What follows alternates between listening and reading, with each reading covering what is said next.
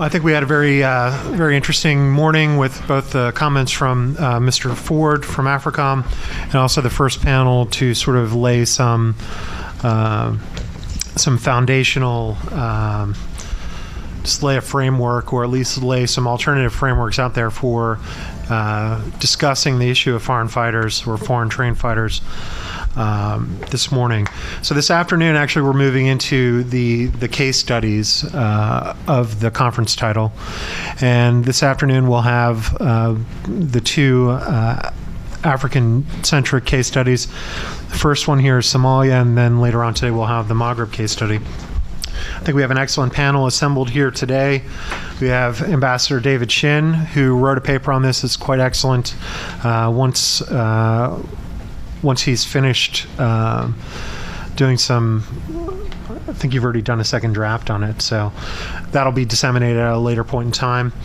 Ambassador Shin is currently a adjunct professor at George Washington University, and he actually is teaching a class today, so I promised him that we'll conclude this panel by 3 p.m. Ambassador Shin had a long service in the United States Foreign Service. Among some of his more notable assignments, he was ambassador to Ethiopia. He was also a director of East Africa and Horn of African Affairs. Previously to that, during the Somalia intervention of the early 1990s, he was the State Department's Deputy Task Force Director on Somalia. To his right is Ted Dagney. He is a longtime analyst of East African affairs with many publications and quite a good background there. To his left is David Gartenstein. Please correct me if I mispronounce, but Gartenstein-Ross? Okay. He has written some very interesting work. One of his books was, I misplaced the title here. I'm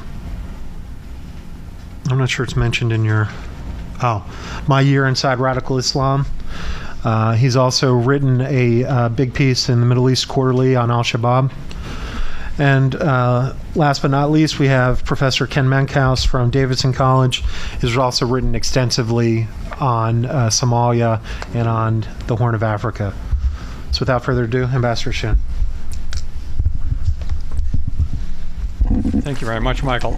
I'm going to basically summarize a considerably longer paper that I have done on the issue of foreign fighters in Somalia. I should make one caveat from the outset. There are some Somalis who would argue, perhaps with me, with my definition of foreign fighters. I'm going to focus exclusively on foreign fighters with Al-Shabaab. But there, of course, are other elements that have or still are engaged in Somalia who are fighting and who are foreigners. You had large Ethiopian forces in there at one time, clearly foreigners. And you have today African Union forces from Burundi and Uganda who are there under the aegis of the transitional federal government, the African Union, the UN, etc. But they too are foreign. But I'm not talking about them. I'm only talking about Al-Shabaab today. So if you disagree with my definition, bear with me. I wanted to say a few words about some of the earlier background of foreign fighters, or at least extremist Islamic influence in Somalia. And the problem, in one sense, started with the collapse of the Somali state, the collapse of the Siad Barre government in 1991, when you had a total state failure, which, for all practical purposes, exists until the present day. In fact, the extremist element, or at least that element of Islam that was un-Somali in its formation, began earlier than that, in that you had a small number of Somalis who had interaction with the Salafi Muslim Brotherhood in Egypt and also with the Wahhabi teachings in Saudi Arabia. And those two elements probably created the very beginnings of what we now call the extremist influence in Somalia today. In terms of an organizational link to these early attempts, I'm going to skip over several of them. The most important one formed officially in 1982 and that was Al-Ittihad al-Islami, also known as the Islamic Union, which actually engaged in an effort to rally around some of the extremist elements in Somalia, but even carried out a few terrorist attacks inside Ethiopia. This coincided with the move of Osama bin Laden to Khartoum, end of 1992. And that in and of itself was not significant, except for the fact that he took with him one of his most talented and trusted lieutenants, Abu Hafs al-Masri, who was given the task of trying to build up an al-Qaeda element in Somalia. Al-Hafs made a number of trips to Somalia in the very early 1990s, beginning in 1992, operating out of the then Al-Qaeda headquarters in Khartoum. The first Al-Qaeda operatives actually appeared in Somalia in February of 1993. They had close contact with Al-Ittihad al-Islami, who sort of served as their hosts, as it were, and the Al-Qaeda folks thought they were off and running at that time. Now, this is all happening at a time when international involvement in Somalia is really picking up steam. You had the UN effort, you had the UNITAF, US-led effort, and quite frankly, I was part of that, both of those efforts. We didn't even know about Al-Qaeda in Somalia at that time. In fact, Al-Qaeda was almost an unknown name back in 92 and 93. Nevertheless, with the benefit of documents that have been captured since then, Al-Qaeda documents, it's very, very clear that they were active in the area. The problem, though, is that Al-Qaeda thought that this was going to be an easy touch, that the Somalis were ripe for being swayed to their point of view, that there was such a chaotic situation there that it would not be difficult to create jihadi followers. And they learned fairly quickly that recruiting Somalis to the jihadi cause was a far more difficult task than they had thought. And in fact, they ended up concluding that their early efforts in Somalia had more adversity than they had success. And it was frankly a bit of a setback for Al-Qaeda, that things did not go as well as they thought. They got played just like everyone else gets played in Somalia. Moving forward, though, in terms of what's going on in the Horn of Africa, Al-Qaeda did manage during this early effort to recruit a handful of Somalis who agreed with their philosophical beliefs. These folks hung around and ultimately came back to be a more important part of the current extremist movement there. In the meantime, you had the 1998 bombings of the U.S. embassies in Dar es Salaam and Nairobi carried out by Al-Qaeda, and at least 3 of the activists in those attacks are known to have taken refuge and at least moved in and out of Somalia in the post-1998 period. 2 of them have since been killed. 1 is still hanging around. Moving up to 2006, you had the Union of Islamic Courts attracting more and more support in Somalia. You still have this failed state situation. This attracted the interest of the United States and the Ethiopians, among others, very concerned about the Union of Islamic Courts. They made a very ill-fated decision to provide financing to a group known as the Alliance for Restoration of Peace and Counterterrorism, basically a bunch of warlords who had the support of no one. The effort backfired miserably. The net result was that by the end of 2006, the Union of Islamic Courts had pretty much taken control of most of South and Central Somalia, including much of Mogadishu. That raised the alarm even more. The Ethiopians decided that it was time to send Ethiopian forces in to push the Islamic courts out of power. In a surprise to I think some of us, the Ethiopians managed to do that with greater alacrity than at least I would have thought. They occupied Mogadishu, took power for the first couple of months. It looked like that might be a relatively successful operation. I am very much on the record, however, as opposing that Ethiopian effort from the beginning, because I know the relationship between Somalis and Ethiopians, and it does not have long-term good prospects, and that's precisely what happened when the Ethiopians ultimately left. The UIC fractured soon after it was defeated by the Ethiopians. You had a more radical branch that ultimately transformed itself into Al-Shabaab. You had a more moderate group led by Sheikh Sharif, who eventually became President Sheikh Sharif, the president of the transitional federal government of Somalia in the beginning of 2009. So you're getting a development here now where one of the key leaders who was very much feared by the Americans and the Ethiopians in the 2006-2007 period now becomes the president of the transitional federal government, which is the very group that the Ethiopians and the Americans are supporting. In the meantime, the radical element, the Al-Shabaab element, is trying to establish closer links to Al-Qaeda. It already has members that were trained in Afghanistan. It's an organization that technically developed in a meeting in Las Anod in Somaliland in 2004. The two main leaders at that time were both people who had extensive experience in Afghanistan. One of them is now dead. One of them is the current leader of Al-Shabaab, a guy by the name of Godane.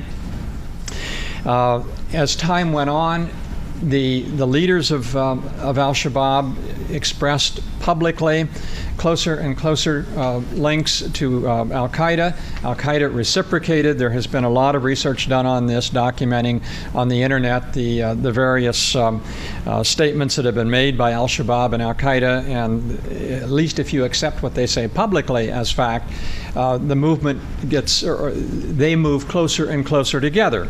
Now, whether in fact the operational control is that significant or not is up for debate. And indeed, the State Department, in any event, concluded in the last annual report on counterterrorism that Al-Shabaab is not under the operational control of Al-Qaeda. Nevertheless, it has very close links to Al-Qaeda.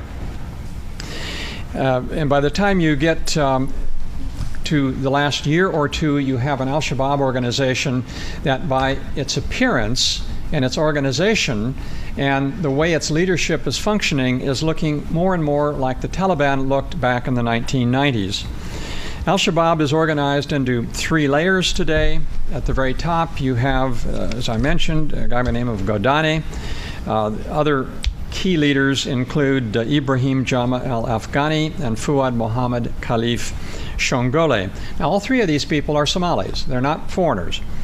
On the other hand, you have other layers in the leadership that are very, very critical to the organization.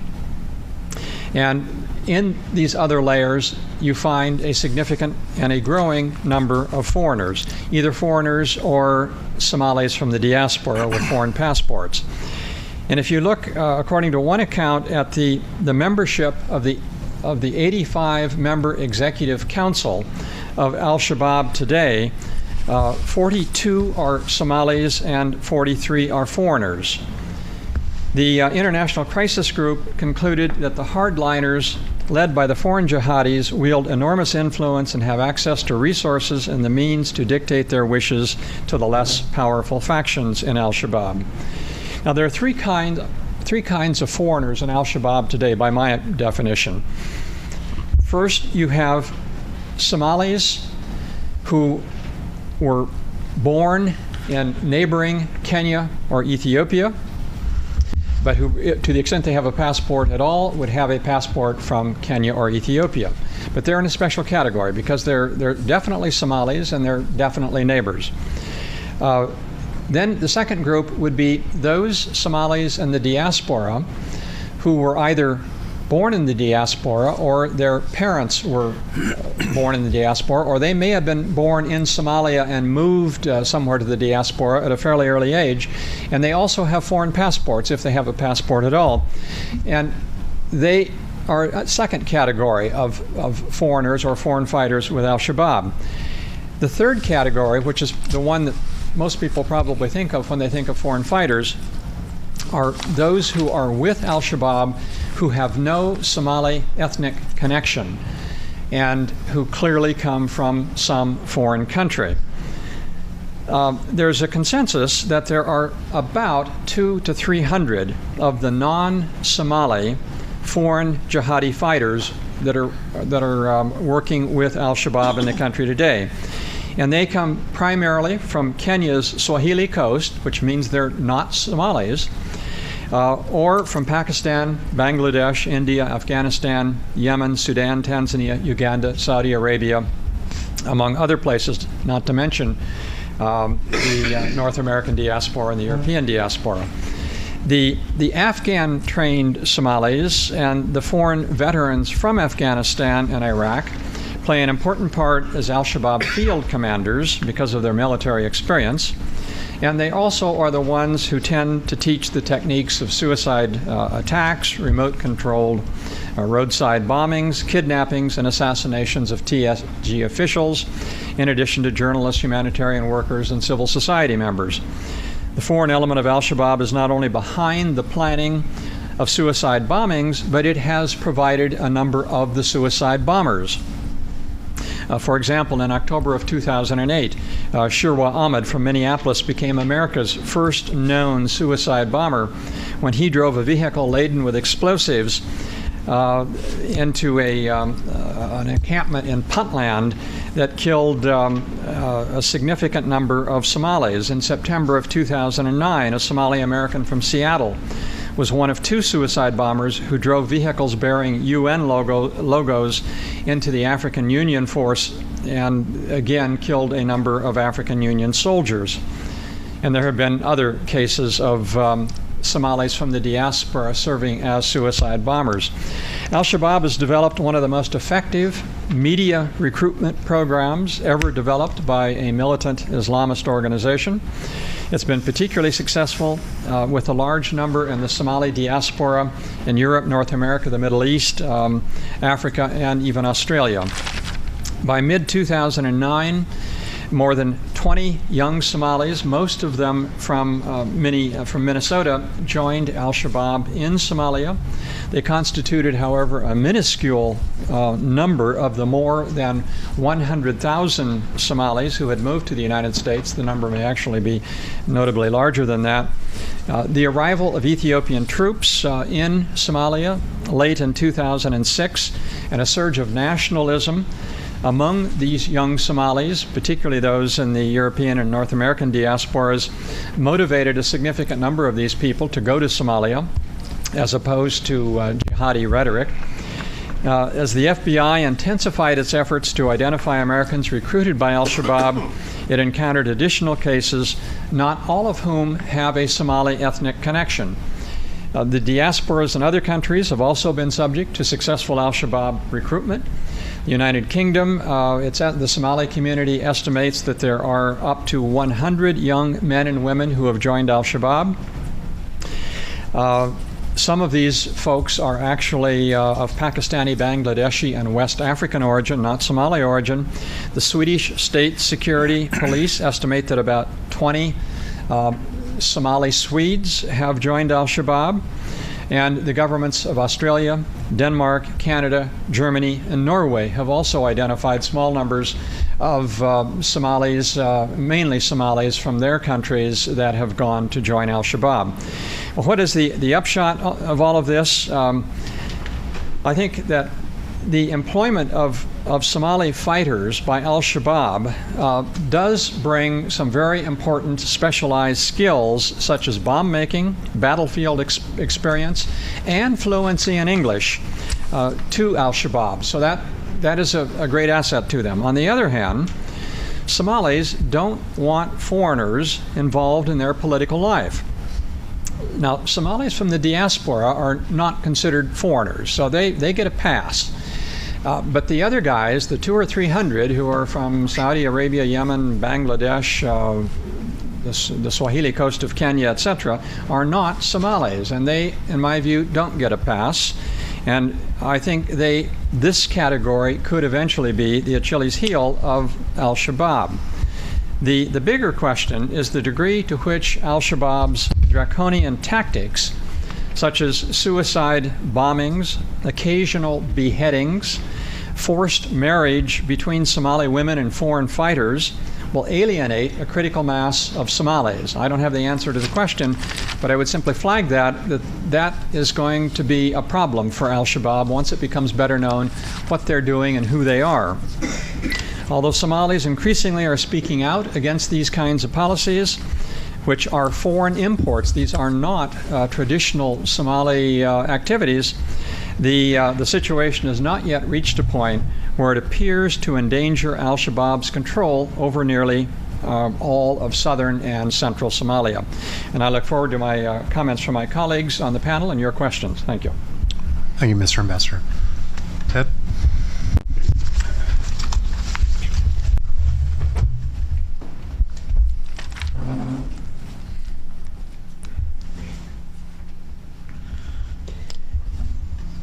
Well, let me first express my appreciation to you, Mike, and your organization for the invitation. I should also state up front that the views expressed here are my own and do not represent the views of the Congressional Research Service. That buys me a little bit more freedom. But let me also say at the outset that what have we learned from our Somalia experience over the past 2 decades? I think, in my view, very little. Every time there is a crisis, we make assumptions, we make conclusions, and at the same time, we never look back to see if we made a mistake about our assumptions. And I think in this particular case, I mean, I will include myself. I remember after the 1998 bombing, the focus became Somalia. Well, it is a hub of the Al-Qaeda. It is, the safe haven for, the jihadists and so forth. And the first organization that came to mind was Al-Ittihad al-Islami. And at that time, I think the conclusion among people in Washington and elsewhere is that this is a terrorist and jihadist, organization. But when one looks closely, and I think the assumptions also were made that Al-Ittihad had closer links with Al-Qaeda, and Al-Ittihad was put on the terrorism list. But some of us, the minority, actually questioned that. Where is the evidence linking Al-Ittihad with Al-Qaeda? And what has Al-Ittihad done when they were active and operational? It wasn't in the 80s, and it wasn't in the past decade. It was in the 1990s. They operated as small courts and the militia to enforce some of their laws. But did they carry out International Terrorist Act? They did not. Did they have an international agenda? Not that we know of. If they did, I think the National Islamic Front government in Mogadishu would have been their first ally. But at the same time, I think not only that we have not learned from that experience, but when the Islamic Courts Union took over power in 2006, the assumption in the international community as well as in Washington was that this is a terrorist and a jihadist organization. And again, few of us argue to the contrary. In fact, I did go out in 2007 and met with the leadership in Asmara. And the conclusion that we reached with, while there were some individuals that we should be concerned about, the organization itself, I think, would have been the best hope of containing the extremist elements within the Somalia and also containing the infiltration of outsiders into Somalia. But yet the decision was, no, they are jihadists and Islamists. they got ousted. We focused again on individuals who were not really the mastermind and the terrorist that people thought. It was Iro that everybody focused on. It was the senior commander. He's in charge. No, the real leadership of the Shabaab didn't emerge until late 2007. And they weren't largely from central and southern Somalia. They were from peaceful Somaliland. The two top leaders actually come. Godane himself is from Somaliland. But what does that mean? Does it mean that you have a hub in Somaliland? No. It's just we did not have a better understanding of the organizational operation and the individuals behind it. With that, let me go back to provide better context. The 1998 bombing was the first deadly attack in Africa, but it wasn't the only terrorist attack carried out either by local or international organizations. You can go back to the 1970s. Our ambassador and deputy chief of mission were assassinated in Khartoum, Sudan by the Black September group, a Palestinian group. You had in 1995 an assassination attempt against President Hosni Mubarak of Egypt that failed. That was in 1995, before 1998.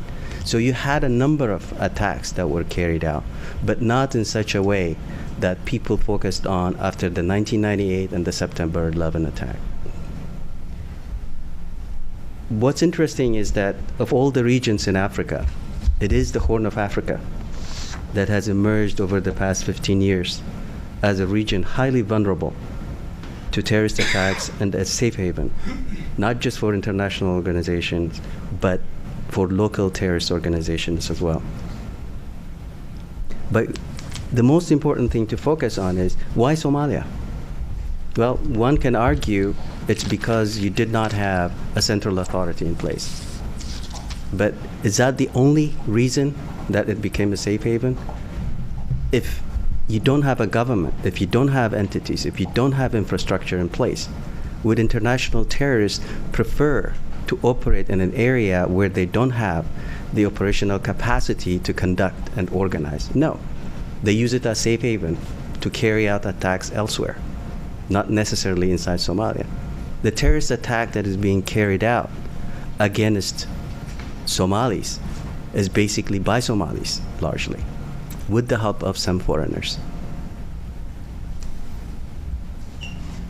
What's important to point out also is, as much as I think there is much emphasis on foreign fighters and foreign influence, I would argue that it is totally impossible to make the assumption that Al-Qaeda succeeded over the past decade in influencing, controlling developments either in Somalia or elsewhere. The presence of Al-Qaeda is very much limited to East Africa. They have not succeeded, as there was the case in other parts of the world, whether it's Iraq or Afghanistan. But do they have presence? Yes, they do. Are they in control? Well, to some extent, they might be. But when you look at even the Shabaab and the other organizations, they're not very much influenced by Al-Qaeda. The exception would be Al-Shabaab. But there are other groups actually fighting the TFG. Are they influenced by them? Such as Hizb al-Islam, or Ahl Sunnah, or even the Islamic Courts Union earlier. The bottom line is, it's not just the TFG fighting Al-Shabaab. It's more than that. It's the regional organization not only based in Somalia. Hizb al-Islam is fighting the TFG, but they've also been fighting Al-Shabaab. Ahl Sunnah is fighting Al-Shabaab. You go into next door Ethiopia. The Ogaden National Liberation Front has been fighting the Ethiopian government, yet they're also at war with Al-Shabaab. In fact, the first major battle that took place in Ethiopia by Al-Shabaab was led by IRO, and that was with the ONLF. And even as recently as last year and this year, a number of the special operations that the ONLF had was inside Somalia against Al-Shabaab.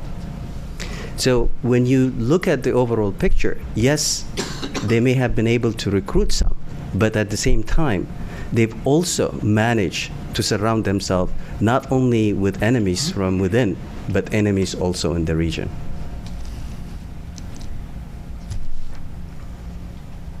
Now, David touched on this and about the emergence of the Islamic courts, I think, which is important. But I think what is relevant to mention here is that we know very little about some of these organizations and the leaderships of this organization. We do know some, but it changes quite a bit. And I think to assume that, you know, so-and-so is the leader today will be the leader tomorrow is, I think, to make the wrong conclusion. We have seen even with Al-Shabaab how much dramatic shift that has taken place. It was earlier the Airos, the Muqtarab, but now we're looking at some other leaders. But at the same time, I think it's important to point out that the ability of the Shabaab organization to recruit and retain has been reduced over the past year, in large part because of their own misdoing, because of the attacks they've been carrying out, because of their affiliation, as David mentioned, with foreign entities.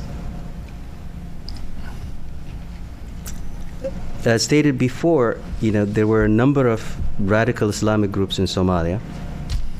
Some of this organization did not have influence or control over territory.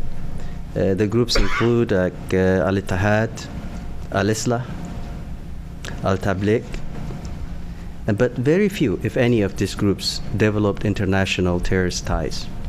In fact, it's interesting to note that according to the State Department's 2006 counterterrorism report, it says, I quote, "While numerous Islamic groups engaged in a broad range of activities operating inside Somalia, few of these organizations have any known links to terrorist activities. Movements such as Harakat al-Islam, Ahl Sunnah, and others sought power by political rather than violent means and pursued political action via missionary or charity work. And none of this group had foreign fighters in their ranks or were influenced or controlled by a foreign group." Al-Shabaab is perhaps the only organization, in my view, that boasts about its alliances with Al-Qaeda and is considered by many Somalis and the international community as a terrorist organization determined to establish an Islamic State, not just in Somalia, but beyond Somalia.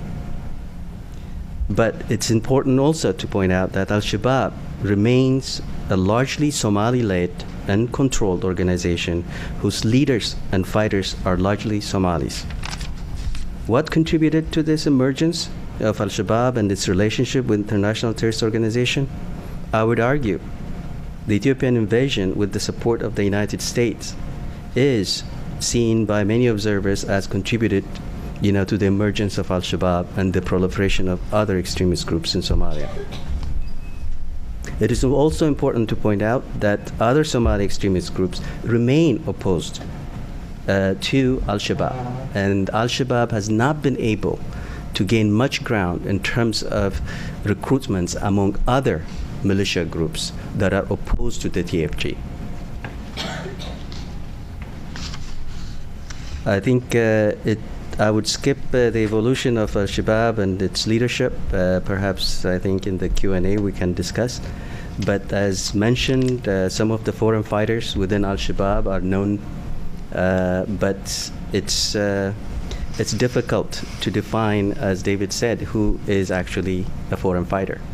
When you look at the TFG, a number of the key ministers and officials are actually individuals who carry American passports or British passports or other passports.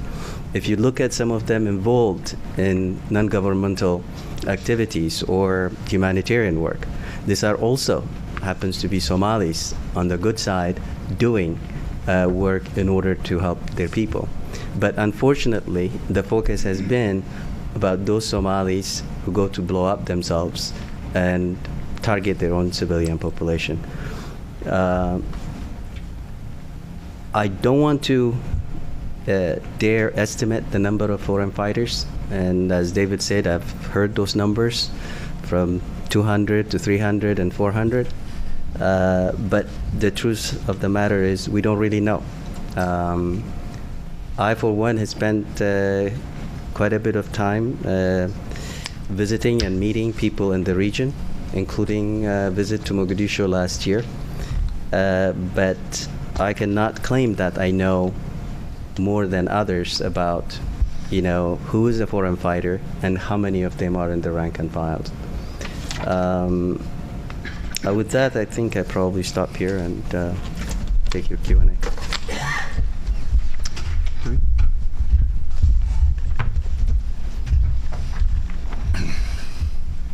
I'd like to begin by thanking Michael and FPRI for the gracious invitation to join you today.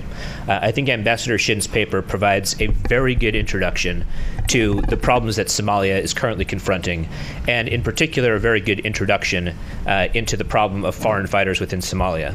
What I want to do in this brief response is to address several question areas that arise from Ambassador Shin's speech and paper.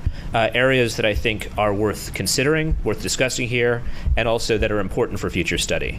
I'm going to present 4 major question areas, but one thing that should be noted in the study of foreign fighters in Somalia is the dearth of good information that's out there.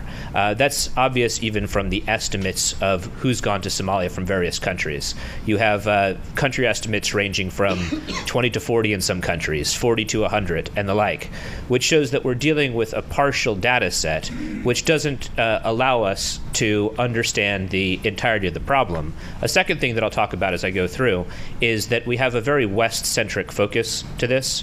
And so one of the foreign fighter problems that Ambassador Shin mentioned is one that's least understood analytically and in terms of data, and that's foreign fighters who are from neighboring countries and thus will have less information than those who've come from Western countries. Now, the first question area that I want to talk about is why has Shabaab placed so much emphasis on foreign fighters from the West? I don't think we have a very good answer to this question, but Ambassador Shin's paper talks about how Shabaab recruiters came to Minnesota and paid for cash for the airfare of recruits to the region. It was also mentioned by Lorenzo Vidino in the earlier panel that this is the one place that stands out as actually having an active recruiting network, as opposed to the model that's been written about by Mark Sageman and others that applies to, say, Pakistan, in which the camps are very much like Ivy League schools. Many people want to enter, many people are turned away. So why is it that Shabaab has been devoting so much energy, in contrast to other areas where you have an active jihadist struggle on the ground, in drawing foreign fighters to that conflict? Now, I think there's 2 possibilities we should consider. One is that this is an organizational decision. That is, Shabaab believes that there are important strategic reasons to draw foreign fighters to their conflict. A second thing that we should also consider, especially given the warning that Ted put forward about how we don't have a perfect map of Shabaab's leadership or their organizational decision-making structure, is that this isn't really an organizational imperative, but you have one individual, maybe a few individuals, driving this particular recruiting drive, and it's not necessarily related to Shabaab's strategy. I think those are the 2 possibilities. Now, if it is an organizational decision, then the question is, what is the strategic purpose of bringing foreign fighters into Somalia? One possibility is military and strategic gains. Foreign fighters from the West are generally not very valuable on the ground. Professor Menkhaus, who's going to talk after me, noted this in Senate testimony in 2009, when he said that Somalia is already saturated with experienced teenage gunmen. It has no need to import more, and evidence from the ICU in 2006 suggests, in fact, that Somali diaspora, as well as foreign fighters, were as much a liability as an asset to the ICU, because they were unfamiliar with the countryside, spoke the Somali language poorly, were likely to become sick, required a fair amount of oversight. In other words, this was unfamiliar terrain. They weren't going to help much militarily. So the key areas where they would be useful, as Ambassador Shin mentioned, are familiarity with computers and the internet, familiarity with English, and the ability to take these young men who've been cut off from their families and turn them into suicide bombers. The question is, does continued recruitment make good organizational sense as opposed to concentrating these resources elsewhere? And I should specify that when I'm talking about foreign fighters in this instance, we're talking about foreign fighters who are from the Somali diaspora or even Westerners, not necessarily those with strong operational links to al-Qaeda, for whom you have a force multiplier effect, which I will talk about in a second. A second possibility, if this is an organizational decision, is that rather than trying to derive a military benefit, this is based upon monetary considerations. That is, drawing more attention to the conflict by recruiting people from the diaspora will help to ensure that there's a stream of money flowing to Shabaab in order to finance them. Now, right now, we might say that we're at a point where that strategy is not functioning the way they would like, because as you've seen people become suicide bombers and people indeed getting killed on the battlefield after determining that they didn't at all like it in Somalia, you've started to see a diaspora backlash against Shabaab recruiting. That's a significant development, and one which hopefully can be used to stem some of the support that's been going to Shabaab. And a third possibility that also needs to be a strong consideration, especially given Shabaab's insistence after the Asmara conference in 2007 that it had an international focus, as well as its rhetoric, is that this is designed to expand Shabaab's transnational reach. Shabaab leaders have, and in particular their Western spokesman, Omar Hamami, also known as Abu Mansour al-Amriki, have talked about how they don't view this conflict as being limited to Somalia's borders, but instead view this as being a global struggle. Hamami talked about in a very famous document he released in January of 2008, how he believes that Shabaab, in contrast to the ICU/Alliance for Re-Liberation of Somalia, will not stop until it sees a global caliphate. Now, regardless of whether that goal is unrealistic, what it does indicate is the international focus that you have from some key members within Shabaab's leadership. The reason for considering this is because this particular decision to recruit foreign fighters will tell us about Shabaab's strategic outlook and Shabaab's doctrine, both of which are very inadequately studied, and a better insight into these areas will help us to better understand where we can put points of pressure on Shabaab and also staunch the support that goes to the organization. The second point I want to make, which I talked about briefly in my introduction, is the neglected non-Western foreign fighters, that is, those who are already from the Horn of Africa. Now, I was encouraged that Ambassador Shin's paper mentions the three different kinds of foreign fighters. He also mentioned this in his speech. Somalis who were born in Somalia, or whose parents were born in Somalia but carry a foreign passport, foreigners with no Somali ethnic connection, and Somalis born in Kenya and Ethiopia. It's this last kind of foreign fighter that often gets short shrift in the discussion, but I know that particularly within military circles looking at it, there's a concern that neglecting this might be to our own detriment. Now, foreign fighters in Somalia pose twin problems. There's the problem of what they do when they're inside of Somalia, and then there's the problem of what they do when they leave. The current domestic investigation into Shabaab recruiting, which is the largest domestic terror investigation since the 9/11 attacks, is very much motivated by the latter concern, the concern of what happens when people return from Somalia, whether they might carry out some sort of terrorist attack or some other kind of jihadi-related activity while they're in the United States. Now, the concern about foreign fighters from Kenya and Ethiopia is that not much is known about them relative to foreign fighters who come from Western countries. Their existence has been noted by several analysts, but we don't know how many there are from these countries. Also, in the case of Somalis who've disappeared in the West, frequently their families will notify authorities that they've gone missing. It's not clear that the same kind of dynamic is at play to the same degree within the diaspora community within Kenya and Ethiopia. So this is a significant problem area. Now, earlier on in the first panel, the distinction was noted between foreign fighters and foreign trained fighters, which is a valid distinction when we're looking at terrorist attacks.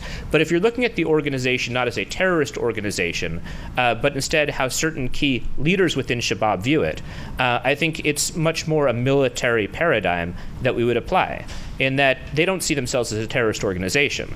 If you're going by Omar Hamami's view, for example, and you see Shabaab as an organization that's going to reinstall the caliphate, you do that by any means that you have. Sometimes it will be unconventional warfare. Sometimes it will be more conventional warfare. But the fact that someone isn't carrying out terrorist attacks in the West doesn't mean that they don't fit within Shabaab's strategic outlook. Third thing I want to talk about is the non-Somali contingent as force multipliers. This is something that Ambassador Shin talked about, that they can provide expertise in bomb making, suicide operations, and the like. This same force multiplier comes up frequently in the debate over al-Qaeda in Afghanistan. The argument being that even though al-Qaeda's numbers are relatively small, that they make the people that they fight with much more effective. Now, this is not a made-up idea. There actually is a science to measuring TTPs, that is tactics, techniques, and procedures, and American analysts spend a lot of time measuring the migration of TTPs. For example, if bomb-making techniques that were perfected in Iraq show up in Somalia, there's a pretty good likelihood that foreign fighters are making an impact on how insurgents fight. Now, to bracket that for a second, there is also another possibility, which is that this expertise is being gleaned from the internet.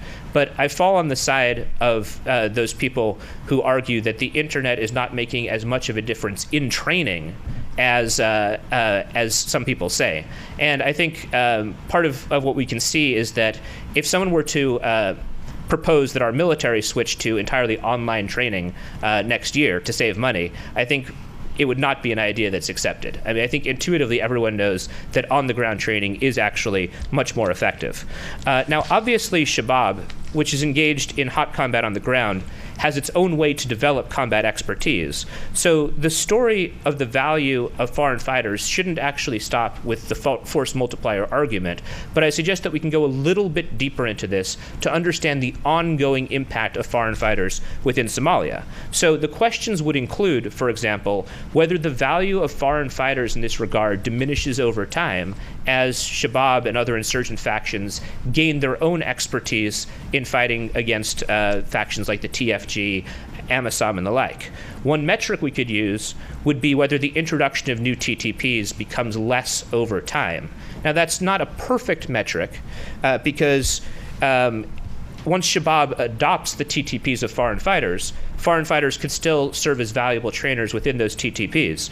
But my point is that it's important to measure whether at some point the value of foreign fighters is diminishing in terms of combat on the ground, because that gives us an idea of whether this is a key point of support or whether it's one that tails off over time as they gain their own combat expertise.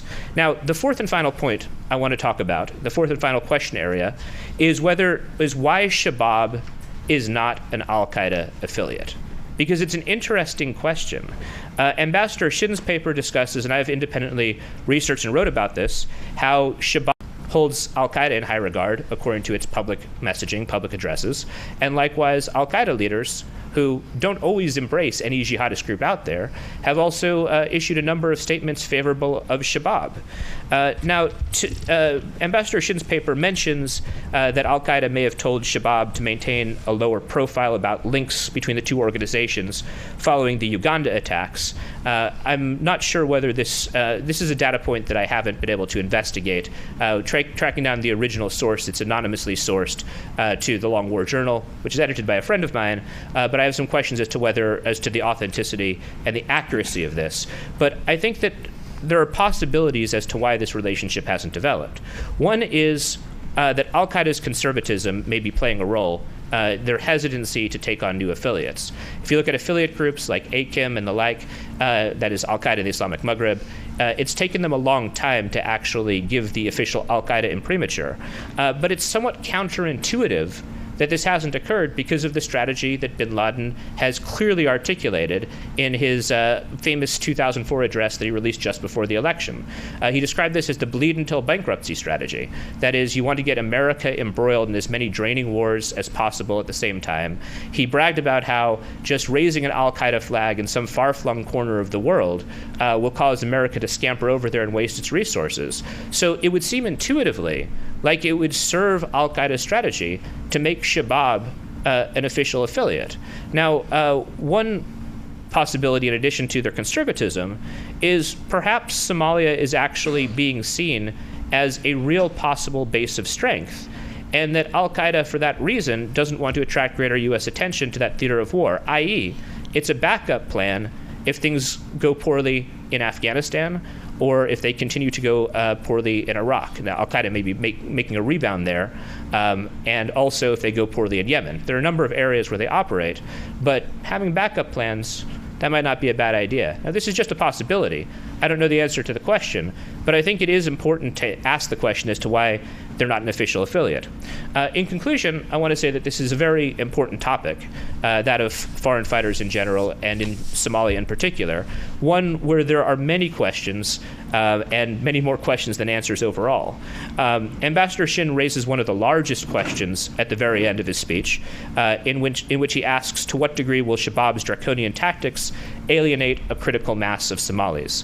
And that, too, is a critical question. Overall, sometimes we see things as being weaknesses that don't weaken the organization quite as much. One example of that is debates over the Islamic court's implementation of Sharia law back in 2005, 2006, which was far more brutal than what Somalia was used to.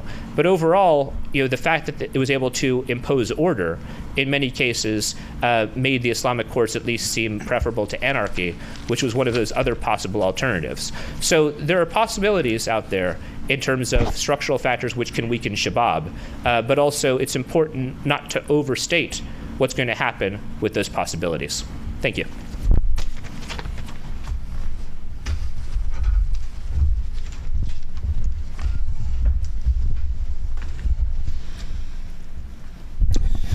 Good afternoon. My colleagues have taken many of the points that I was going to make, and that's fine. So I'll deal you the ones that are still left. And the first thing I'd like to do is to put the whole question of foreign fighters in Somalia, foreign fighters for that matter in Africa in broader context, and that is an African context of political weakness. Africa is the theater for other people to play out their wars, their culture wars, their fantasies, their struggles. It's very important that we keep in mind the fact that what's happening in places like Somalia and elsewhere is very much a function of a political vacuum. We've got lots of non-state actors, not just foreign fighters in Somalia, but Salafist mosques springing up all over the Horn of Africa and elsewhere. Western Christian groups, for that matter, engaged in extraordinarily robust church-to-church outreach across Africa. We've got a level of non-state actor engagement across Africa, pursuing their own agendas, again, advancing their own ideologies, sometimes playing out their own fantasies. And using whatever means necessary. A lot of times it just involves money. The real struggle in Somalia right now is actually a struggle between the Salafists and the Sufis over the proper form of Islam, with the vast majority of Salafist energies not being devoted to jihad, but rather to purifying what they see as the corrupted form of Islam, Sufi Islam in Somalia. And I think that's helpful to keep in mind that this is the broader context within which these several hundred foreign fighters in Somalia need to be seen.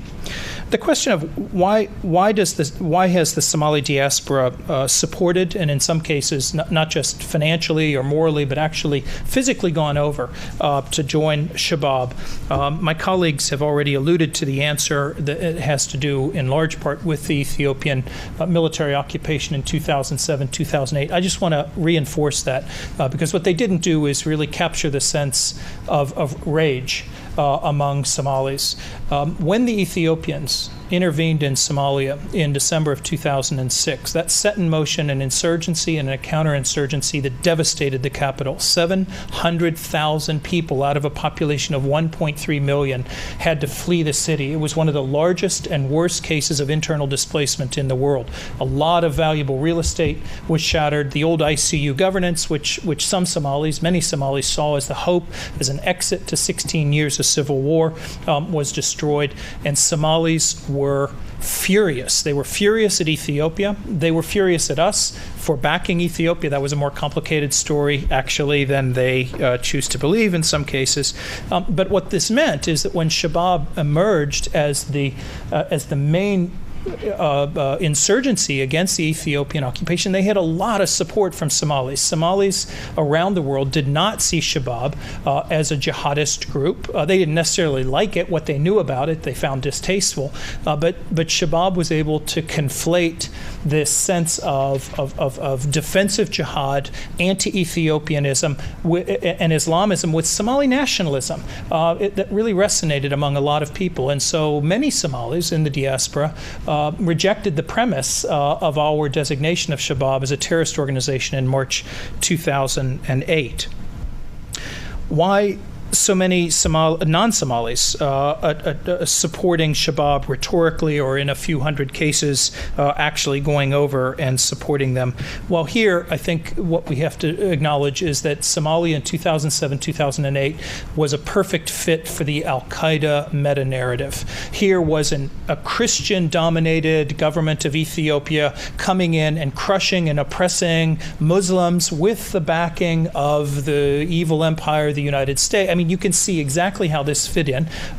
There were. I think it was relatively easy for some to be convinced that this was the next great front in their struggle. But there's another way of asking this question, and that is, why so few? There are 1 million to 1.5 million Somalis in the diaspora. It's we were just debating this at lunch, between 14 and 15% of the total Somali population. We have no idea what percentage it is, but roughly 15% of the total Somali population now lives abroad. It's a huge number of people. And yet the number who've come back to fight have been relatively small, given the level of rage and anger, and I mean radical anger. I used to provoke taxi drivers here in Washington during that period. Somali taxi drivers, I'd ask them, "Oh, you're Somali?" I'd say, "Yeah," and just to see their reaction, I'd say, "Wow, it's a great thing about Ethiopia coming in, really straightening up your house for you." And there would be spit on the windshield. I'd be afraid that there'd be an accident, but they didn't act on it. A very small number, in the end, acted on it. Many contributed money in 2007, 2008, but in terms of people actually going over and becoming, foreign fighters, a relatively small number. And I asked myself why. And I think there's one clue that we haven't talked about yet today that's really important. The Somali economy, one of the poorest economies on earth, really right on the edge, 3.5 million people in need of emergency assistance, one step away from what the UN is worried could become a famine, is totally dependent on remittances from this diaspora. The remittances total, again, ballpark figures, between $1 billion to $1.5 billion a year. There is no other source of hard currency that comes even close to matching that in Somalia. 100 million a year from livestock, 80 million a year from piracy, give or take a few million. I mean, there's really not a lot else out there. The diaspora, in short, is the lifeline of the Somali people, and that has been a constraint. Somalis in the diaspora have a very powerful obligation to remit and a very powerful obligation to protect this entire system of remittances. If they start engaging in terrorist attacks in the United States, elsewhere, if they run the risk of a law enforcement clampdown, which has already happened, which is jeopardizing the remittance system itself. I think to the extent that the Somali diaspora has to care about the impact of its actions on its people back home, to the extent that Shabaab has to care about the impact of its actions on this remittance economy, that serves as a constraint to what could otherwise be, I think, quite easy, low-hanging fruit for them to engage in terrorist attacks in Kenya, at least, and certainly possibly beyond. This gets us to the question of which diaspora we're talking about among the foreign fighters and other supporters of Shabaab. And the generational dimension that's been alluded to, I think, is really important to reinforce as well. The wave of actual immigrants, the older generation of Somalis, has an extremely strong interest in this remittance economy and in the impact of its actions on family members back home. The first generation, the younger kids who are either born here or who've essentially been raised here, are very different in this regard. They are exhibiting much less interest in remitting money back to Somalia. They do not share the same sense of commitment to family, and this is key, to the extended family. But some of them are really attracted to Somalia as a concept and as an identity. And it's that generation that has been recruited in small numbers, but significant numbers for our purposes, into into Shabaab, they're more dangerous potentially because they might be convinced that what's important is in fact a much bigger prize than the impact of their actions on Somalia. As for the foreigners, the non-Somalis and the foreign fighters, I think one of the we've tended to get hung up on the numbers, and the numbers I think are much less important than the roles that they're playing. Again, as David already mentioned, I've argued that Somalia needs a lot of things, but it doesn't need to import teenagers adept with AK-47s. They're flush with that. So as fighters, I'm not convinced that this is the most important role that they have to play. And we have heard, in fact, from people in the old ICU that the foreigners really did need to be babysat. They were more trouble than they were worth out in the field. We've got very limited evidence that foreign units have been decisive in battles in Somalia. There was one town, Johar, that apparently was taken by a foreign unit, but otherwise that's not their principal role. But they do play very important roles as advisors. Remember that Shabaab was just a militia that was under the political control of the ICU until 2007, when it assumed the role of movement. It said, now we're the political leadership. Well, they were all muscle and no brain. They needed advice, and I think some of those outsiders provided them with some very important advice and continue to do so. And I think Ambassador Shin is correct in being cautious about whether or not we can conclude that they're in charge or simply advise. I tend to believe it would be implausible that Somalis would accept people coming into their own country and taking direct control over a movement. It's possible, but I think it's very unlikely. They also, I think, are an important source of threat for Shabaab-linked terrorist attacks in the region, for the reason that they don't necessarily have as much at stake in terms of the impact on Somalia. And I think it's significant that most of the individuals linked to the bombings in Kampala were not Somali on that score. We've heard that the foreign fighters, both non-Somali and Somali, have suffered from low morale in the past couple of years, and I think that stands to reason. There are a couple of reasons for it. One is the Ethiopians withdrew. And so the principal raison d'etre for joining, for many, was Ethiopia's occupation, and then it was gone. So now they're having to fight against a government that is led by their former boss, a moderate Islamist from the old ICU. The other reason, though, is that this is a conflict now that since the Ethiopians withdrew, for almost 2 years, it's been in complete stalemate. Shabaab has not made many advances. Why not? If they've got thousands of people and all this support, why haven't they been able to push the African Union troops out? Why haven't they been able to take Puntland? Why haven't they been able to do more? And more importantly, why haven't they governed? They are not Hezbollah. They are not establishing a shadow state. They're not trying to win performance legitimacy among their population. They're essentially outsourcing governance to existing local authorities, saying, you consult with us, but you go about your business. Exceptions in the major urban areas. That's where they have imposed their rule, and it's been quite ugly and very unpopular with the Somalis. Shabaab also hasn't declared a state. It controls most of Mogadishu and most of south-central Somalia, and that's an interesting puzzle. Why not? Well, the fact that there's been no progress for 2 years suggests to some in the movement that, well, first of all, it's not fun to be mobilized in perpetuity in the very difficult environment of Somalia. Make no mistake, it's not a fun place to live right now. It's very hard living, and I think absent an active cause, morale could be low. But I think there are some who might be suspecting that Shabaab actually prefers a stalemate right now.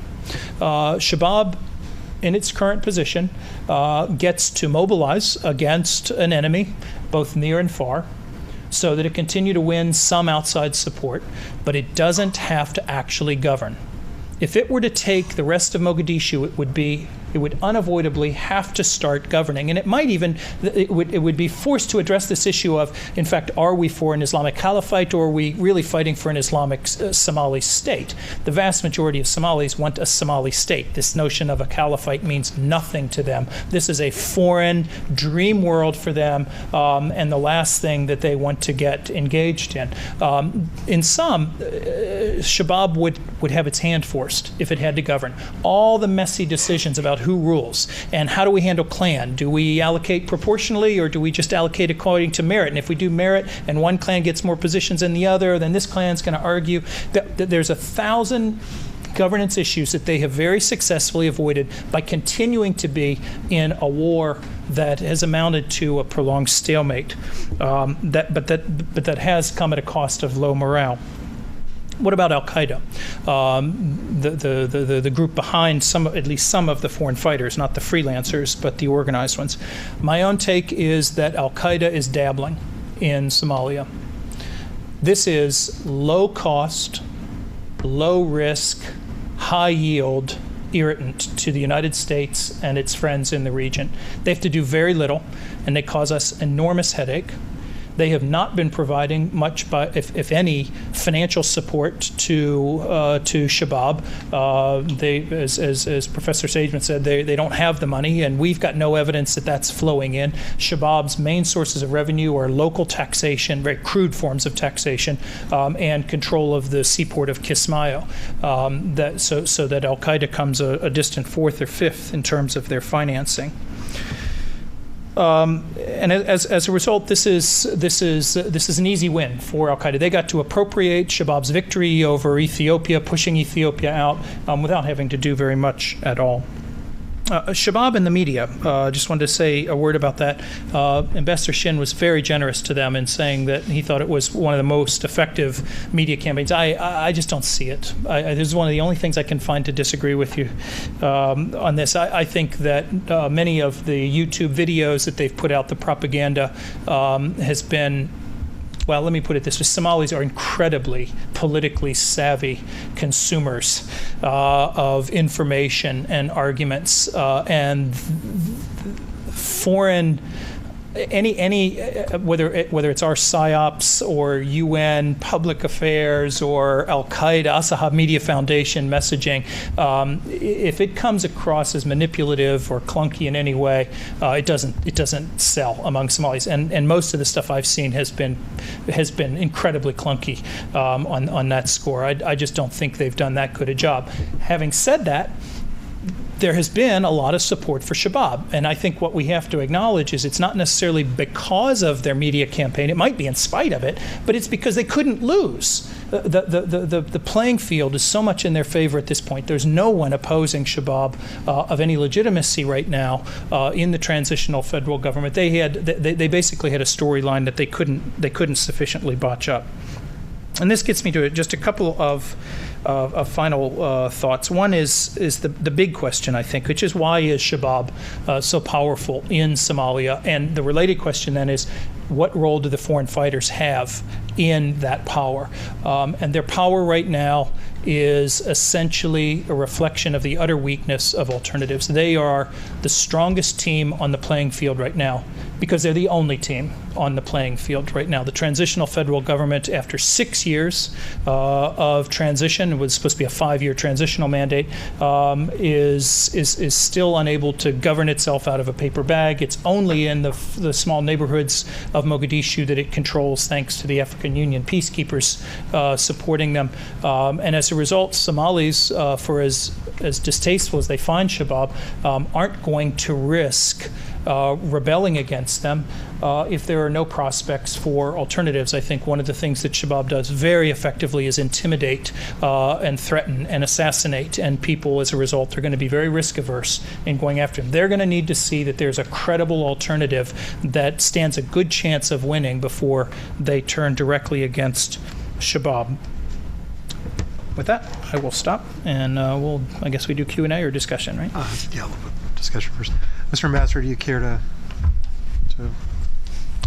respond here?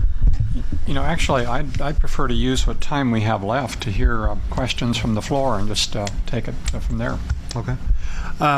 Again, if you just queue up at the microphone, introduce yourself, say any affiliation you might have, and remember, no speeches, just questions. I'll try my best. My name is Abdul Ahmed from Arizona State University. I'm familiar with some of you.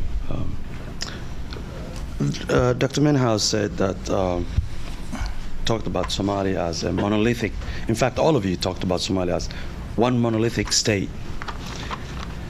And you talk of Somali people, which really surprised me a lot. So if we talk about Somali people live in Djibouti, they live in Kenya, they live in Ethiopia, and what used to be Somali Democratic Republic, I call it the former Somalia. But in reality, what's going on, in my opinion, and I want to ask you, is Somalia is a clan society, very clannish society. Al-Shabaab has won in some areas and did not win in some areas. They only won in the areas where they dominated clan-wise. You talk about statistics, Somalia, you say 42, 43%. If you break it by clan, you would know.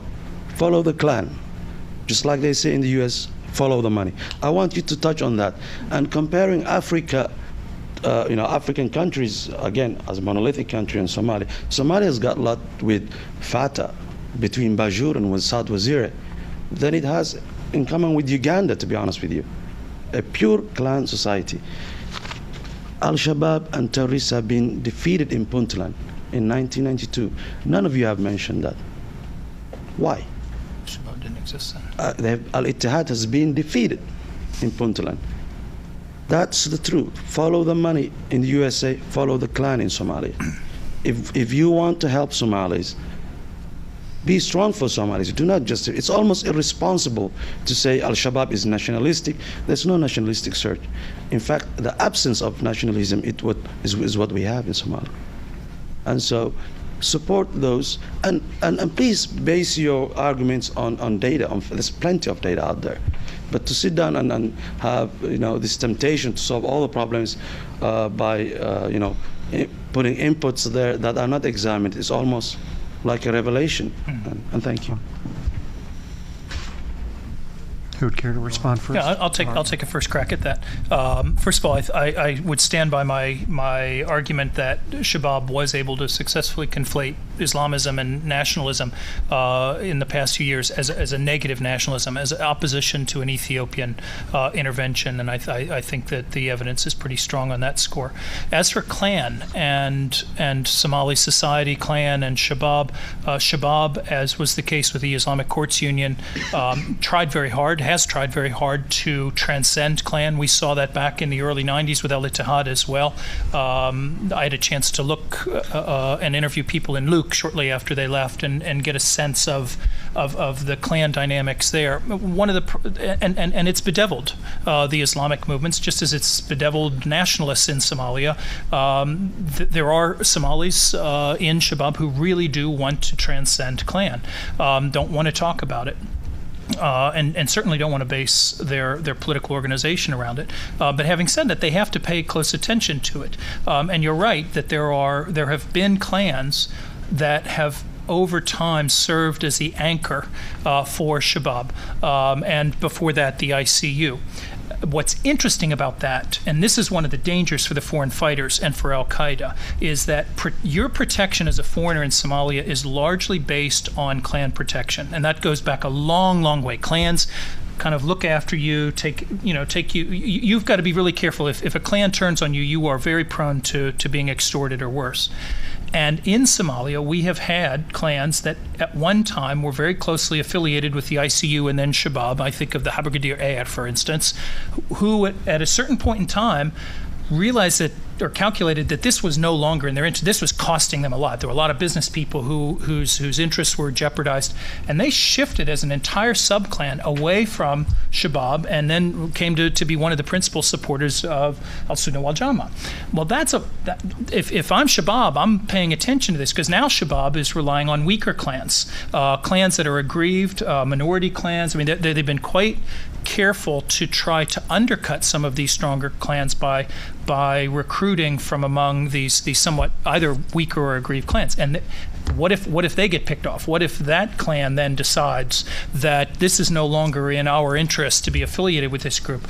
I think it's a potential entry point for the United States in its policies in Somalia, and it's certainly a weakness in terms of the relationship between Al-Qaeda and Shabaab. I think everyone up here at the table fully understands the importance of clan in Somalia, and I don't think that anyone suggested that clans were not important. In terms of referring to Somalis as a monolithic society, I must confess I didn't use that term. I'm not aware that anyone else did, and I don't think any of us up here thinks that Somalis are a monolithic society. You made the point about Al-Shabaab and nationalism.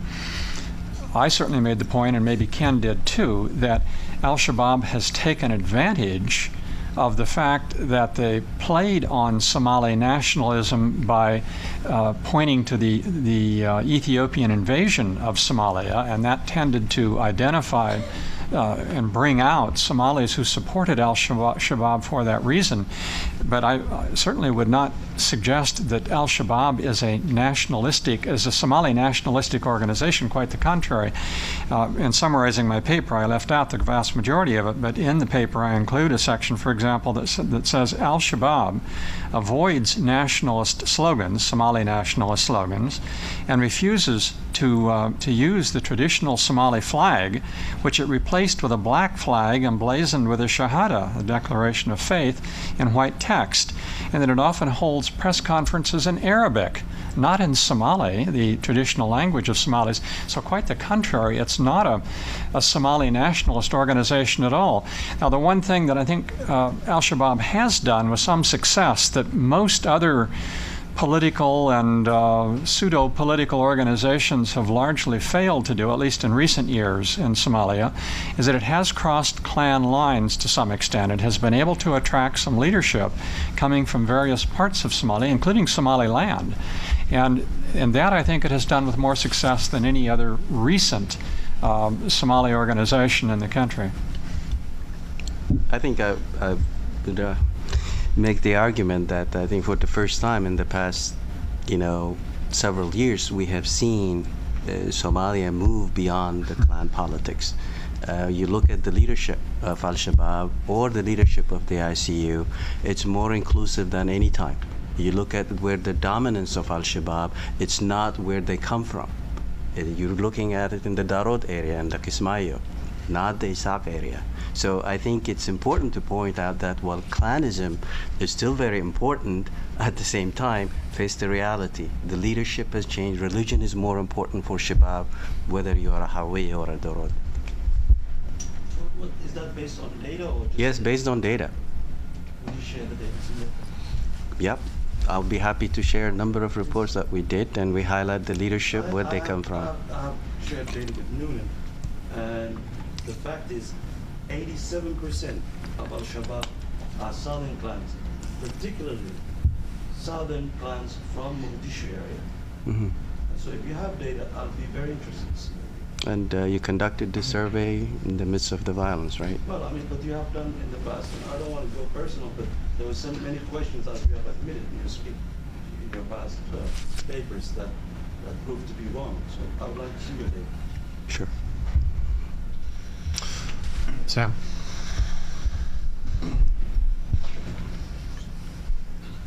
I just, Sam Halfont, I'm an adjunct scholar at FPRI. I had a question about something that Ken brought up about the idea of a stalemate and Al-Shabaab actually preferring a stalemate. And it reminded me of a certain discourse that's taking place within the Muslim Brotherhoods throughout the Middle East, particularly the Arab Middle East, after the Hamas success, which has been looked at by many as a complete failure, trying to take political control. And there's been an almost strategic choice to not be in power. And instead of looking at political goals, looking at social goals, that the point would be to take a longer term vision and transform society before.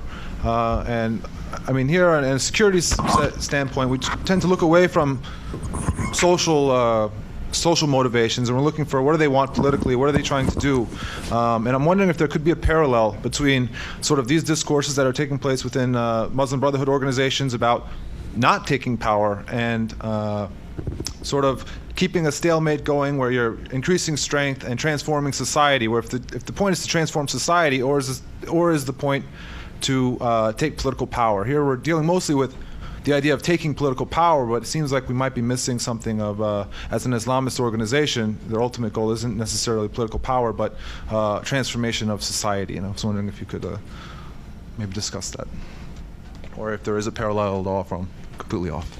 No. Since I'm the person who made the comment, I'll start. Sure off. to use the mic.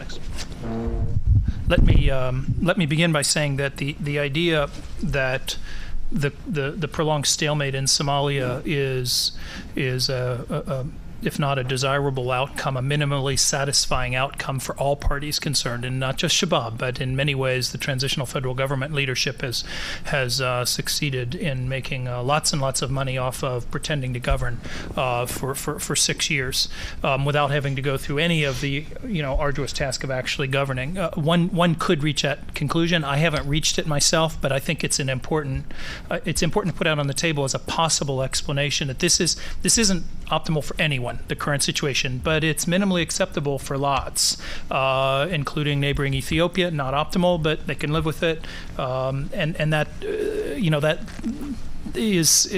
that's a worrisome conclusion, because that means this could go on and on. In the case of Shabaab, we don't know. They don't have a discourse that I'm privy to on this.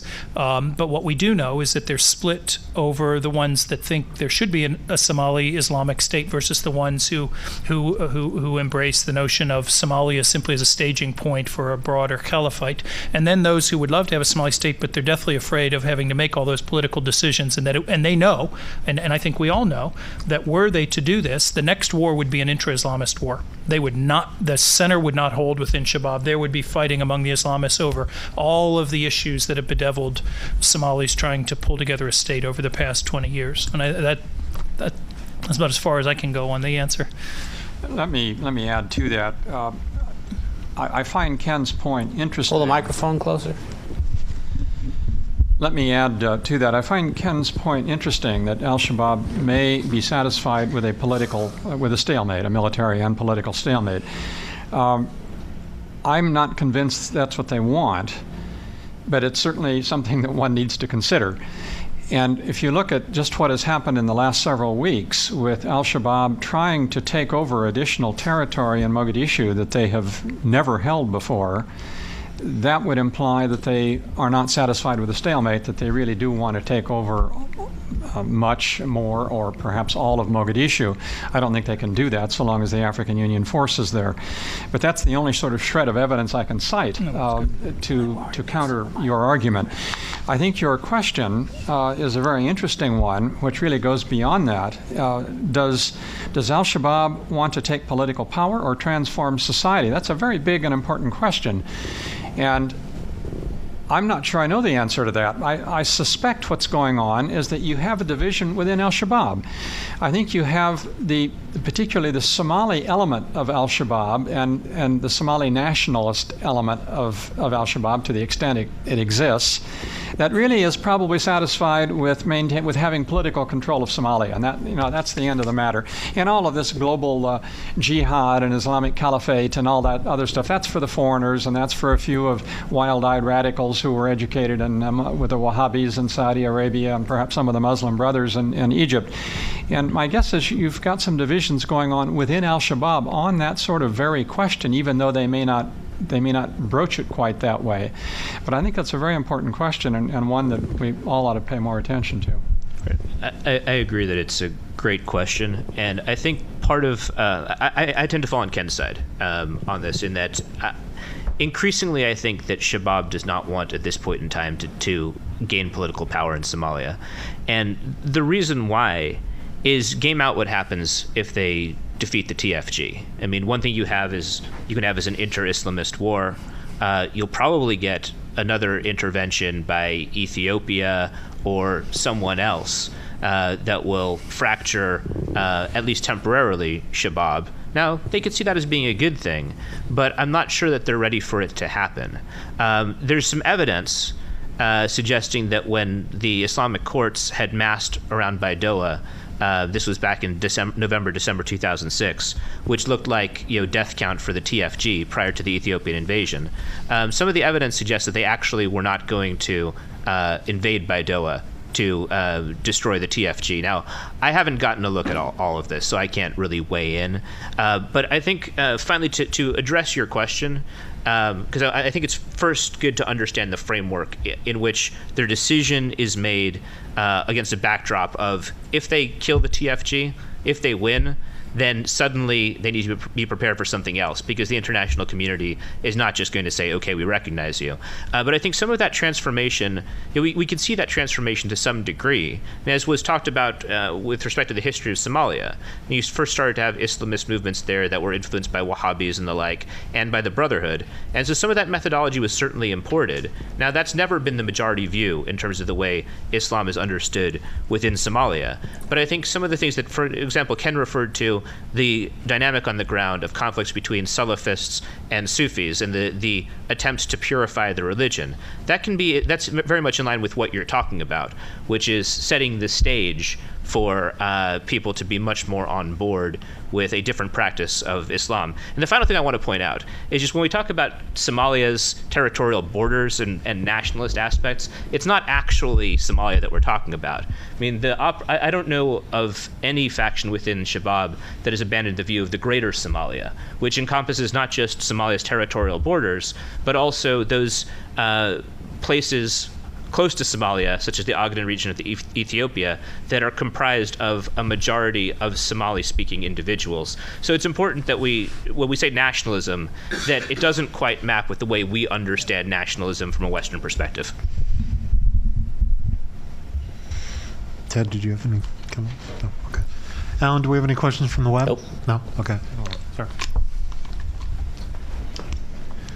I'm Dylan Craig from American University, and I have a question primarily for Professor Menkhaus, but I think that I've seen things in each of the addresses which the panelists might find interesting to sort of speculate on, so I'd welcome any responses they have. This idea that Somalia is used as a sort of political vacuum in which a variety of actors play out their, in some cases, political or ideological fantasies. We've heard a very nice breakdown from the panel about the particular ways that, for instance, Al-Shabaab is playing out its fantasies or self-narrations. And there have been some tantalizing hints about sort of regional interests. We've heard, for instance, discussions of, does this suit Ethiopia's long-term agenda? But I was wondering if anyone had, if there were other important political actors in the presence of foreign fighters in Somalia that you would like to speculate on. To which other political actors does the foreign nature of Shabaab's makeup at the various levels serve as a positive or a negative aspect of the conflict? I thought you were going to take that in a different direction, and then you asked about the composition of Shabaab. What I'm going to do is summarize in some ways what Ambassador Shin's paper has already said, and that is that the vast majority of the so-called foreigners that we're referring to are in fact Somalis of various types, either from the region or from the broader diaspora, and that is a source of, I mean, that does nothing to erode the legitimacy of Shabaab in the eyes of Somalis in general. I would say one thing, though. I mean, again, this is not an idea that I'm wedded to. It's a bit like the stalemate scenario, but it's something that needs to be out on the table, and that is that tensions between the diaspora and the Somalis, the Reer Somali, might be greater than we sometimes give credence to. I have heard Somalis from Somalia, non-passport holding Somalis, I don't know what other term we can use for them, complain that the past 5 years has been a war of the diaspora. The diaspora control the TFG. They're the main source of parliamentarians and cabinet members and prime ministers, and that the diaspora is largely behind Shabaab. They're fighting out their war, and we're stuck in the middle. And if that's true, that even the diaspora's involvement then has some political consequences. As for the non-Somalis, I don't have enough confidence in the national breakdown of them to say. I think it's certainly true that the majority are from the Swahili coast, from the region. What that means in Somalia, generally speaking, I think the comments that you've heard today that non-Somalis in Somalia don't do anything good for a movement and can help discredit it. I think one of Shabaab's real weaknesses right now is the charge that more and more Somalis are leveling at it, that it's a puppet of foreign interests that are the Al-Qaeda seeking its own interests at the expense of the Somali people. But do you have thoughts about the specific breakdowns? Well, in terms of numbers, I do not, but I would point out two elements of the foreign element of the foreign group that is working with Al-Shabaab that I think merit closer attention than any of the other elements. Ken just mentioned one of them, and that's the Kenyans from the Swahili coast. And my impression is that they are quite numerous in the organization. They may constitute the single largest foreign element in Al-Shabaab. I have no way of proving that, and no one has been willing to even give me an estimated number. They just say that this is a very large component of the foreign element of Al-Shabaab. This is a group that we really ought to know a lot more about than we do. For one thing, you do have people, Somalis from the southern part of Somalia, who speak pretty good Swahili, and I don't think that any of these Swahili coast people from Kenya and Tanzania speak Somali. There may be the odd one who does, but it would be quite rare. But there nevertheless there's a connection here that's a little closer than with a Pakistani or a Bangladeshi or someone else. And what does all this mean? Well, I'm not sure what it means, but I'm concerned about it, and I wish we knew a lot more about this link than we know, and I just think we know very little. The other one is the group, and I don't know what numbers are, but according to press reporting, they're increasing, is the group from Yemen, because there is a special linkage between Somalia and Yemen, at least a closer link than there is with, say, Pakistan or Sudan or some of the other locations around the world where some of the foreign fighters have come from. And that, too, I don't know enough about to know what all does it mean, but I think there's something significant there that we ought to know more about. I think, I want to caution us a little bit here. There is no evidence to suggest that Somalis from neighboring countries have joined either in large numbers or in any number at all. When you look at the fact that Somalis, for example, in Ethiopia, bordering Somalia, they tend to be largely the Ogadenis, very much influenced by some of the activities by some of the organized groups. And the Ethiopian security would have made it also impossible for those who would want to volunteer and cross the border into Somalia. The same argument can be made about the Somalis in Djibouti. One has to look at also the clan makeup in Djibouti, as well as, I think, the political orientation among Djiboutians. And yes, in Kenya, you do have Muslims who volunteer to join, but I wouldn't stick my head out and say these are Kenyan Somalis. There are Muslims who volunteered. At the same time, you have also Kenyan Muslims who actually joined for training purposes to fight against Al-Shabaab, which later on they were removed from a group that were being trained by the Kenyan forces. So I think, it's important to be cautious. We don't know enough. I would say there are individuals who have joined, but I don't think one can make the argument that you had large number of Ethiopians or Djiboutians or Kenyans who have joined the Shabaab. I would just add one point. I agree with Ted in terms of the remarks about Somalis in Djibouti and Somalis in Ethiopia. What I have been hearing and what I did hear on my recent visit to Kenya is that there were reasonably important groups of Somali Kenyans who were joining with al-Shabaab. Probably not as many as there were from the Swahili coast, who are non-Somalis. But those two groups were fairly significant. Okay. What? We have. A quick question. I think we have a couple of people lined up first. Sir. There's. Okay. I know you had raised your hand. Is it a quick question? Very quick Okay. question, actually. And then- that's then about you. the hypothesis that al-Shabaab wants stalemate. If Shabaab is so rational that they don't want to turn the wall against them, why would they go and attack Kampala? Wouldn't that turn the wall against them even more? The attack in Kampala was very important because up to that point, the hypothesis that, not the stalemate hypothesis, but the hypothesis that Shabaab had to avoid doing anything that could jeopardize the status of the Somali order, not to jeopardize the flow of remittances, seemed to be a pretty plausible explanation. I was comfortable with it, that there was a constraint. And then they went in July and attacked Kampala, and it raises a question I don't have answers for. One is, does this mean that Shabaab, as a unified movement, made a decision that it doesn't need to, it's going to take the war beyond Somalia, regardless of the cost to Somalis?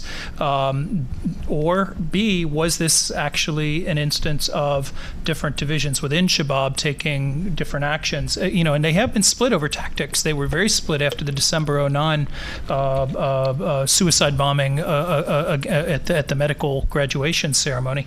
The fact that most of the people involved in the Kampala bombings were not Somalis leads me to be open to the possibility that that was an example of the foreigners doing their own thing, and some of the Somali Shabaab being opposed to it. But we don't know.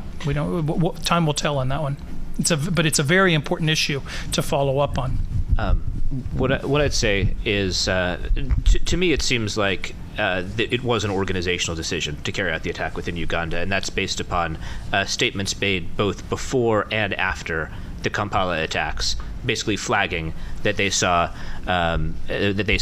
Uganda as being a primary target, and warnings that they'd carry out additional attacks. I think that, for me, the thesis that they prefer a stalemate is not really based on them being a wholly rational actor, but that a stalemate is best for them. And now, let me say, a stalemate doesn't necessarily mean a stalemate with the TFG in place in Mogadishu. Last time, of course, when the TFG was being pushed out by the Islamic courts, it went to Baidoa.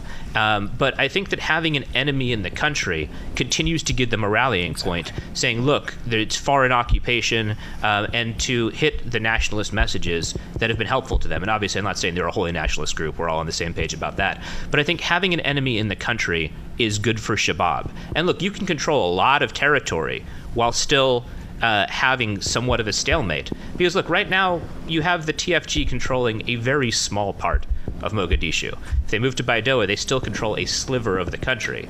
It doesn't hurt their ability to govern or to do the kind of things that they would want to do on the ground, but what it saves them from is having the whole country in their hands. They can still blame somebody else, and they can still rally people to their cause by the fact that the country is still being occupied by foreigners. Peter? Peter Pham.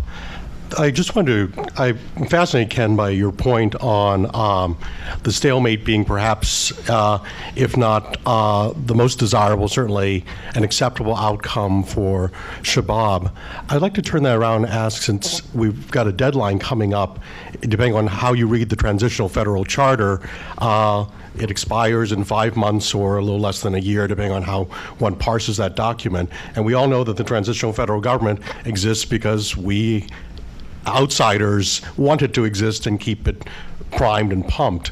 So is it in our interest to maintain the stalemate, or do we pull the rug out in 5 months or 11 months, depending on how we read the documents? Well, Peter, let me turn the table around. You pulled the rug out, then what? Well, I had a provocative piece I wrote earlier in the year where I suggested that we call Shabaab's bluff, let them have the South Central, and let them fall on each other as an option, at least that would move it beyond the stalemate. I put it out provocatively to raise a debate, but that's certainly one option. There are a range of others. So I'm throwing that out as what do we do in 5 months or 11 months with the TFG? Do we come up with another excuse to punt it down the road and therefore go from passively accepting the stalemate to pushing it along? Or that's a question. I really don't have the full answer, but I'd like to hear the panel's response. I think it's fascinating to hear that the TFG is ineffective. The TFG only control a few blocks in Mogadishu. What does the Shabaab control? It's not control that we're talking about. It's terror that we're talking about without control. Governance is something else. I think it's also important to point out that the international community has invested hugely, for example, in Iraq and Afghanistan, where we have hundreds of thousands of troops and billions of dollars invested. Have we succeeded there in containing, eliminating the threat of Al-Qaeda or Taliban? We've not. But look at what happened with the TFG. How long have they been in power? Who actually weakened the Islamic Courts Union to begin with? And how much time were they given, and how much support were they given in order to contain the threat that is coming, not just from Al-Shabaab, but from their allies?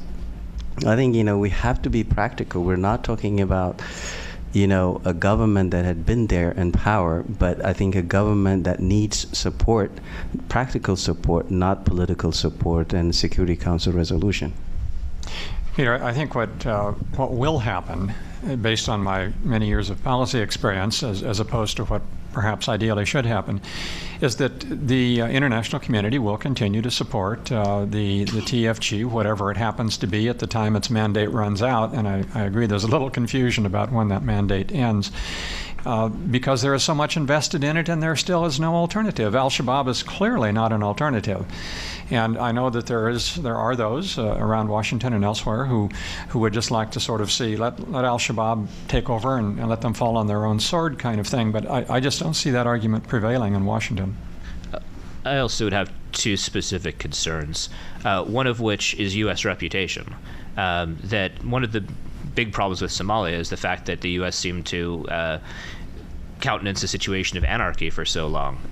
Obviously, the TFG is, in my view, more symbolic than anything else, but I wonder if it furthers the U.S. reputation as being willing to sell allies up the river.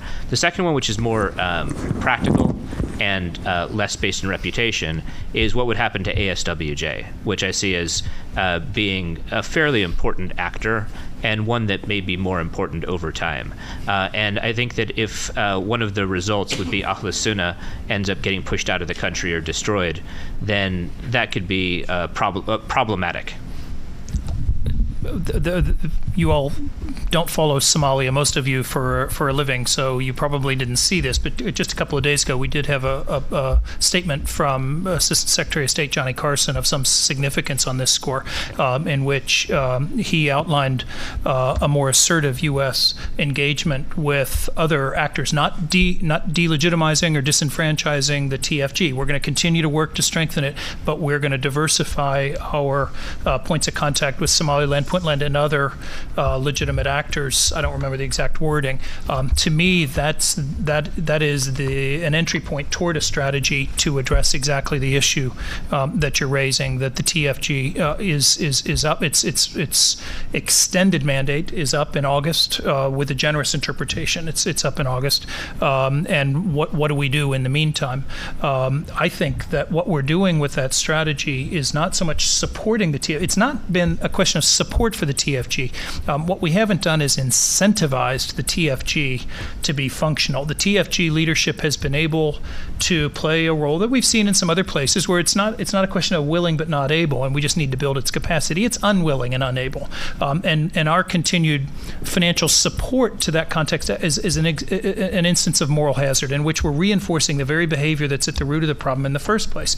Well, by diversifying your points of support in the country, you're ending the monopoly that the TFG has on governance. We're saying we will engage with anyone who is a legitimate source of governance in the country, and the TFG hopefully will be first among equals, but it needs to start to step up and govern. Or I think, and my own read is somewhat different than yours, David, and it'd be interesting to compare notes afterwards, but I get the sense that there are some fairly powerful combinations of states and actors out there who'd be willing to actually say no in August if there isn't progress. Now, that's not to say they have to end a transition. No one believes that they're going to complete all the transitional tasks between now and August, but I think there is a move to start creating some very clear tasks that have to be completed, key transitional tasks to show that they're serious about it. And these are tasks that wouldn't necessarily have to involve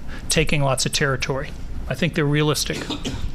I would just add that I agree with what Ken just said, even though I tried to accordion my remarks in just a few words by saying support for the TFG. TFG really is, in many respects, a bit of a figurehead, and if they want to continue to play the front man role, and the U.S. is certainly willing to support that, but clearly the U.S., as a result of this new policy announcement, is reaching out to other elements in Somalia.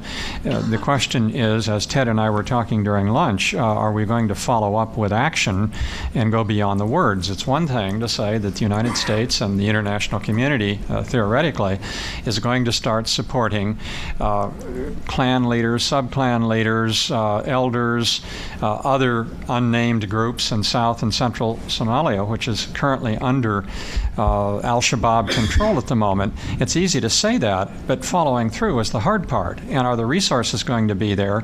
Is the international community willing to move in with development assistance to back up presumably promises from some of these leaders to push back against al-Shabaab? And some of these groups have sizable militias that are essentially dormant.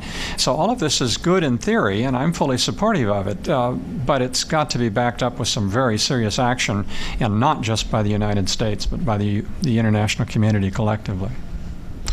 Unfortunately, we're about out of time, but I told Alan before I would end, I'm going to put 2 minutes of extra time on the clock. Alan, the web will get the last question.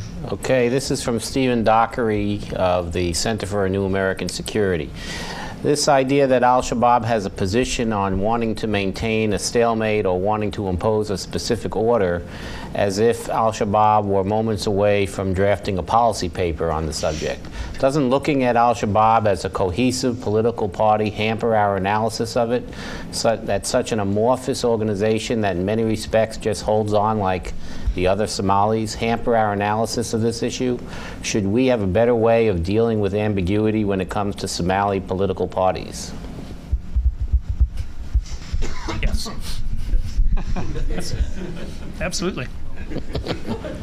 Good answer. No, I mean, not to be facetious, but I hope none of us projected an image of Shabaab as a highly unified group. I mean, I think what we do know of it is it has lots of internal splits. Like most other Somali groups, I mean, you can deduce from any Somali organization they're going to have lots of fissures, lots of splits. This isn't a political environment that's very conducive to high levels of political hierarchy, and so I think that one of the plausible explanations for the protracted stalemate is also just not just an intentional desire for a stalemate, but a lot of indecision on their part. I mean, I think all of the action, including the United States, has been, we're all just looking at bad options and paralyzed by the bad choices we've got, and the status quo tends to rule then. Yeah, the two things I'd add are, number one, that, I mean, obviously I agree with both the rather humorous comment and also Ken's response to it, but I do think also that you have a number of statements by Shabaab leadership. Now, I'm not saying Shabaab should be considered a unified actor. Everyone realizes that it's not. But they do have doctrine, and they do have ideology that's been laid out. And I think it's worth paying attention to what they're saying. Second thing is that if you have a substantial faction within Shabaab that shares the view that Ken and I suspect that they may, i.e. a substantial faction that wants a stalemate, then using shorthand and saying Shabaab may favor a stalemate, I think, well, it's a little inaccurate. It's not that inaccurate, because that, in fact, is the situation that you have right now. If you have enough people who want a stalemate within the organization, seeing it as beneficial, then it probably will persist for some time to come. Well, thank you very much. I think we profitably could have spent at least another half hour to an hour talking about this. I know I still have some questions, but please join me in thanking the excellent panel today.